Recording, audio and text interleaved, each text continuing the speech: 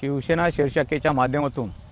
जेव्हा ही मॅरेथॉन स्पर्धा आम्ही चालू केली त्या स्पर्धेमध्ये विविध विद्यार्थी भाग घ्यायचे आणि भाग घेत असताना त्यांनी त्या जिल्ह्याबाहेरच्या सुद्धा मॅरेथॉनच्या स्पर्धा होत्या त्या ठिकाणी नाविन्यपूर्ण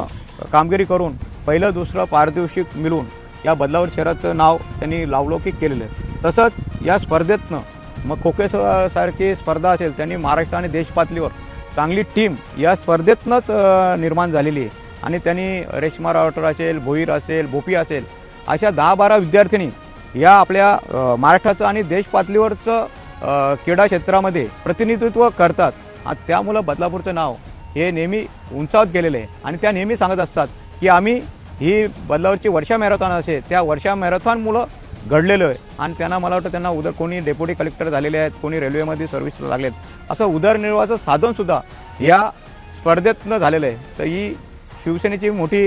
हा एक सिंहाचा वाटा आहे की प्रत्येक विद्यार्थी घडवणं एवढं सोपं काम नाही। त्यामुळं आपले नगरपरिषदेची शाळा असो, प्रायव्हेट संस्थांतले विद्यार्थी असो, या विद्यार्थ्यांना क्रीडा क्षेत्रामध्ये चालना देण्यासाठी या मॅरेथॉनचा उपयोग झालेला आहे।